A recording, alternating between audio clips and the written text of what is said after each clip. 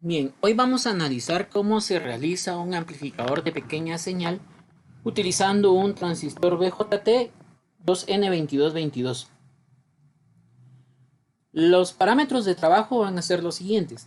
Será un amplificador clase A utilizando el transistor NPN 2N2222. Vamos a tomar una beta de 100, una beta mínima. La tensión de entrada es de 150 milivolts pico pico y la tensión de salida es de 3 volts pico pico, con una resistencia de carga de 10 kilo ohms y una frecuencia de operación de 10 kHz. Entonces, tomando el valor de la tensión de salida con respecto a la entrada, vamos a tener un nivel de ganancia de 20 y seleccionamos una polarización de 12 voltios. Para poder efectuar este circuito, para poder calcular los parámetros de trabajo, hay que recordar que tenemos que establecer un punto de trabajo. Ese punto de trabajo lo vamos a seleccionar a partir de una curva que vamos a trazar desde el nivel de tensión aquí en la horizontal hasta el nivel de corriente máxima que se va a trabajar, el valor de la corriente de saturación. También hay que tener en consideración que esta pendiente, que sería nuestra curva de trabajo, va a depender de cuánta corriente circule a través del colector, por lo tanto depende del valor de la resistencia. Si la resistencia es pequeña, entonces vamos a tener una pendiente más pronunciada, mientras que si la resistencia del colector es más grande, nuestra corriente va a ser más pequeña, pero tenemos una pendiente menos pronunciada. Otra situación es que podemos seleccionar a priori cuál es el valor del punto de equilibrio. Si hemos elegido 12 voltios para la polarización del transistor, pues es conveniente tener un punto de trabajo en 6 voltios. Y teniendo en consideración que el voltaje de salida máximo es 3 voltios pico pico, significa que tomando la mitad tendríamos 1.5 voltios hacia arriba, nos da 7.5, y 1.5 voltios hacia abajo nos da 4.5 voltios, como los niveles de tensión mínima y tensión máxima de operación. Entonces ya tenemos nuestro voltaje de colector emisor para el punto de equilibrio con 6 voltios. Ahora bien, para poder iniciar la operación necesito conocer algunos valores. Ya tengo el valor de la tensión de polarización, que son 12 voltios, pero necesito tener algún otro dato para empezar a hacer el análisis. Ese dato que puedo elegir ahora es la caída de tensión en el emisor. La caída de tensión en el emisor será un décimo del valor de polarización de la fuente. Entonces, si estamos utilizando 12 voltios, eso nos da 1.2 voltios. Ya con este valor, entonces podemos calcular el voltaje de colector a emisor. El voltaje de colector a emisor sería el valor de tensión en este nodo, que como podemos ver, sería voltaje de colector emisor más voltaje de emisor menos la caída de tensión en la resistencia de colector. Pero como inicialmente seleccionamos convenientemente un voltaje de punto de trabajo en 6 voltios, significa que aquí hay 6 voltios en toda esta porción de la malla, mientras que acá tendrían que caer los otros 6 voltios. Por lo tanto, tengo 6 voltios de caída de tensión aquí, 1.2 voltios de caída de tensión acá, para un total de 12 voltios. Entonces el residuo sería 4.8 voltios, que es la caída de tensión de colector a emisor. Ahora que ya tengo el valor de la caída de tensión de colector a emisor, entonces debo tomar en consideración también que una vez que esta operación, para cuando se ingrese la señal AC, o la señal alterna o la señal análoga, una vez que este entre en operación, la salida va a observar el paralelo de la resistencia de colector con la resistencia de carga. Por lo tanto, el valor de impedancia de carga tiene que ser muy grande comparado con el valor de la resistencia de colector, como ustedes recordarán. Esto es para que haya un adecuado acoplamiento de impedancias. Y ese valor muy grande ya lo hemos definido como mayor o igual que 10. Entonces, si tengo una impedancia de carga de 10 kilo ohms, el valor de la resistencia de colector sería equivalente a un décimo de esa impedancia de carga. La impedancia de carga es 10 veces la resistencia de colector. Por lo tanto, despejando, tenemos una resistencia de colector de 1 kilo ohm. Ya teniendo el valor de la resistencia de colector, ahora puedo proceder a calcular el valor de la corriente de colector. La corriente, según la ley de Ohm, sería el valor de la caída de tensión dividido dentro de la resistencia, y eso nos da 6 miliamperios. 6 miliamperios que circulan en el colector y que podemos decir que son más o menos el mismo valor de corriente los que van a pasar a través de la resistencia de emisor. Por lo tanto, sería la corriente que circula en toda esta malla. Entonces, la corriente en el emisor es equivalente o es aproximadamente igual a la corriente de colector. Como ya tengo el valor de la corriente de emisor, ahora puedo proceder a calcular el valor de la resistencia de emisor. De nuevo, aplicando la ley de Ohm y despejando, tengo entonces que la resistencia de emisor es voltaje de emisor dividido entre la corriente de emisor, y eso nos da 200 ohms. Otro dato que puedo calcular gracias a que ya conozco el valor de la corriente de emisor es el valor de RE'. RE' son 25 milivolts dividido entre la corriente de emisor, y eso nos da 4.17 ohms. Otro dato que también puedo calcular es el valor de la reactancia del capacitor de paso. Este capacitor de paso se encuentra en paralelo con la resistencia de emisor. Y ya vimos que para fines prácticos y para cuestiones de amplificación es necesario que aquí el valor de la reactancia sea pequeño comparado con el valor de la resistencia de emisor. De nuevo, la misma regla, ¿va? 10 o más. Entonces, si ya tengo que el valor de la resistencia de emisor son 200 ohms, un décimo de esto sería 20 ohms. Por lo tanto, la reactancia es de 20 ohms. Teniendo la reactancia, puedo calcular la capacitancia. La capacitancia sería entonces 1 dividido de 2pi por la reactancia y la frecuencia. Sustituyendo los valores y recordando que la frecuencia de operación es de 10 kHz, entonces para este valor de reactancia de 20 ohms con 10 kHz me corresponde una capacitancia de 800 nanofaradios. Otro dato que puedo calcular ahora es el valor de la resistencia equivalente en emisor. Esa resistencia equivalente, como mencionaba hace un momento, es el paralelo de la resistencia de emisor con la reactancia del capacitor. Y esto nos da un valor de 18.18 ohms. Puesto que ya conozco el valor de la resistencia equivalente, que es de 18.18 ohms, y el puedo calcular el valor del paralelo de RC con RL, que es alrededor de 909 ohms.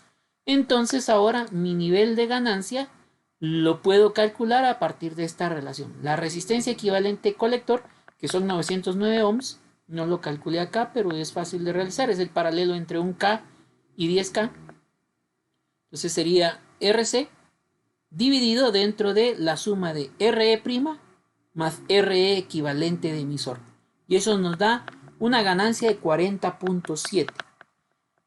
Recordando, según los parámetros de operación, necesitamos una ganancia de 20. Por lo tanto, vamos a tener que efectuar un cálculo adicional para poder adecuar el nivel de tensión. Ya que hemos calculado los valores del punto de trabajo, ahora podemos calcular los valores de la malla R1 y R2. Recordando, ya tenemos el nivel de tensión en el emisor, ¿no? Por lo tanto, podemos calcular la caída de tensión en la base. El valor de la caída de tensión en la base sería la caída de tensión en el emisor más la caída de tensión de base a emisor, lo cual es 0.7 voltios. Entonces 0.7 voltios más 1.2 voltios del emisor nos da 1.9 voltios. 1.9 voltios que son los que se encuentran polarizando a la base y que, como vemos, la base, pues la caída de tensión es a través de la base hacia el emisor y la caída de tensión en el emisor que está en paralelo con la resistencia 2 y debe de conservarse. Para que se conserve la caída de tensión y no hayan variaciones bruscas que puedan afectar nuestro punto de trabajo o el valor de la ganancia de nuestro circuito, recuerden que tiene que haber un adecuado acoplamiento de impedancias. Por lo tanto, esta impedancia, la resistencia 2, su impedancia tiene que ser 10 veces menor que el valor de la resistencia de entrada a la base. El valor de la resistencia de entrada a la base, si ustedes recuerdan, es beta veces el valor de la resistencia de emisor. Entonces, tomando eso como dato, vamos a tener que R2 debe ser menor que 10 veces beta RE. Por lo tanto, haciendo la sustitución, nos da un valor de 2 kiloohms para la resistencia 2. Ahora, el voltaje de la base también lo podemos calcular a partir del divisor de tensión entre R1 y R2 y se corresponde con la caída de tensión en R2. Entonces, si escribimos el divisor de tensión de voltaje de base, que sería equivalente a la caída de tensión en R2, tenemos R2 dividido entre la resistencia total, que es R1 más R2, multiplicado por BCC. Haciendo un despeje, puesto que ya conozco el valor de R2, de BCC y del voltaje de la base, despejando para R1, tengo que R1 sería BCC dividido voltaje de base menos 1 multiplicado por R2. Eso nos da un valor de R1 equivalente a 10.6 kiloohmios. Entonces, hasta el momento ya hemos calculado todos los valores de los resistores y el valor del capacitor de acoplamiento y los valores de punto de trabajo y voltaje de polarización de la base. Entonces vamos a proceder a hacer la adecuación para nuestro nivel de ganancia. El nivel de ganancia, como recordarán, nos dio 40.7, sin embargo necesitamos una ganancia de 20. ¿Ya? Tiene que ser 20. Ahora bien, hemos calculado el valor de RC, que es fijo, el valor de RE', que va a depender de la corriente, por lo tanto, puedo jugar con el valor de RE.